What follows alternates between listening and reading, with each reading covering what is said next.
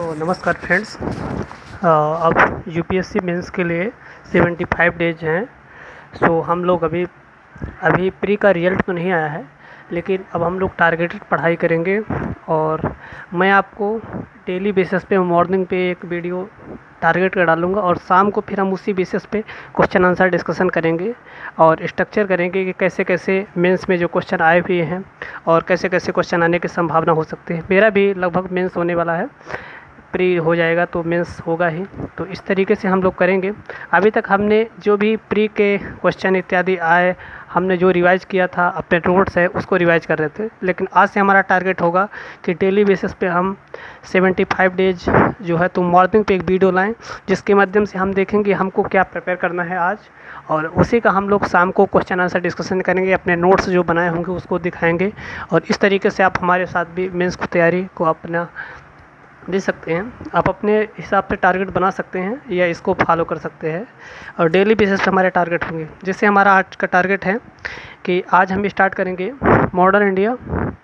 और modern India में हम लोग देखेंगे कि जैसे हमारा 1857 के पहले तक, क्योंकि मॉडर्न इंडिया को हमने पहले पढ़ रखा है पीटी के लिए, तो हमको बहुत ज़्यादा दिक्कत नहीं होगी। और उस तरीके से हम लोग जो पीटी वाला पढ़ रखा है नोट्स, इस स्पेक्ट्रम में यदि हमने अथवा कोई क्लास नोट्स हैं आपने कहीं से फाउंडेशन कर रखा है तो उसी को आप एकदम बेसिक तरीके से आप पढ़ते रहिए, नोट्स पढ़िए और पीवाईक्यू को देखिए। जैसे मेरा ये है कि जैसे 1857 तक का पहले आज मैं पढ़ूंगा और इससे रिलेटेड देखूंगा कि क्वेश्चन क्या है, कैसे मैं 60 नोट्स को कैसे रिवाइज कर सकता हूँ एग्ज़ाम सेंटर के अंदर। एग्ज़ाम सेंटर में जैसे जाने से पहले मैं 15-20 मिनट 30 मिनट पहले मेन टॉपिक को मैं देख सकूँ, रिकॉल कर सकूँ कि हाँ कैसे।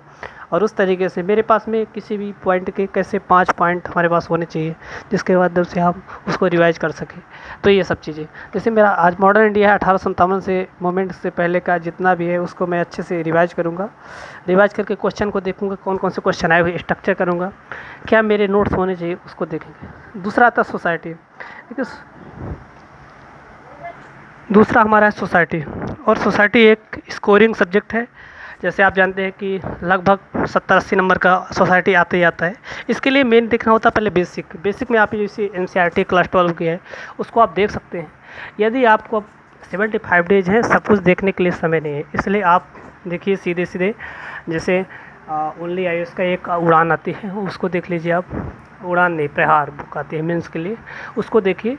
और उसको देखने के बाद विजन आईएएस का भी सोशल इशू के नाम से आएगा, जिसमें आपको कई फैक्ट मिल जाएंगे, डाटा मिल जाएंगे, कई मतलब कि जैसे जितना भी करंट अफेयर्स में डेवलपमेंट हुआ होगा वो सब चीज़ मिल जाएगा।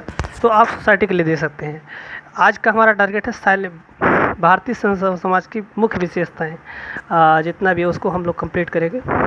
हमारा तीसरा आता है ज्योग्राफी में आता है जियोमॉर्फोलॉजी, और आज हमारा जियोमॉर्फोलॉजी टारगेट है और ये हम केवल क्लास 11th के एनसीईआरटी से करेंगे। मैंने इसके पहले भी एमपीपीएससी का मेन से लिख रखा है, तो उसमें मैंने देखा है कि जितना भी आपको बेसिक सी चीज़ें हैं, हालांकि मध्य प्रदेश में तो केवल एमपी का ही मध्य प्रदेश भारत का ही जियोग्राफी पूछी जाती है, लेकिन आपको देखना है जियोमॉर्फोलॉजी को हम लोग देखेंगे और अच्छे से पढ़ेंगे। जियोमॉर्फोलॉजी जितने भी क्वेश्चन आए, जैसे लास्ट ईयर भी आया था क्वेश्चन जियोमॉर्फोलॉजी से, उसको भी देखेंगे शाम को। लेकिन हमारा टारगेट है कि जियोमॉर्फोलॉजी को अच्छे से पढ़ेंगे, लाइन बाय लाइन पढ़ेंगे।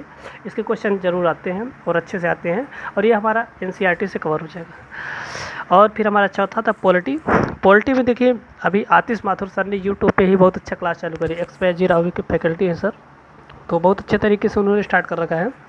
लेकिन आज हमारा होना चाहिए, जैसे आप फंडामेंटल राइट तो कई बार पढ़ते हैं और वो आपको सबको इस तरह रिवाइज होगा, तो आपके जो नोट्स है उसे पढ़िए।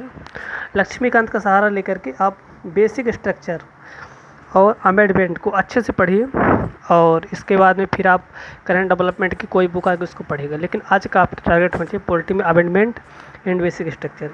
आप जीएस पेपर 2 के लिए मैं कहूँगा कि आप आतिश माथुर सर बाइलिंगुअल में पढ़ाते हैं, सर हिंदी बोलते भी हैं। यदि आप हिंदी मीडियम के हैं, इंग्लिश मीडियम के हैं तो आपको कोई दिक्कत है ही नहीं है। इस तरीके से आप पढ़ सकते हैं। हमारा टारगेट होगा कि जीएस पेपर 2 को हम ऐसे ही तैयार करें। जीएस पेपर 2 को आज हमारा अमेंडमेंट और बेसिक स्ट्रक्चर, शाम को हम देखेंगे कि हमारा क्या टारगेट और क्या क्वेश्चन का होना चाहिए, उस तरीके से देखेंगे। और आज हमारा इतना ही है। इसके बाद में फिर हम लोग जीएस आगे कल देखेंगे। आज हमारा टारगेट का फर्स्ट डे है और हम इसको पूरा करने का प्रयास करेंगे। आप इसके साथ ही अपने ऑप्शनल को डेली लेके चलिए।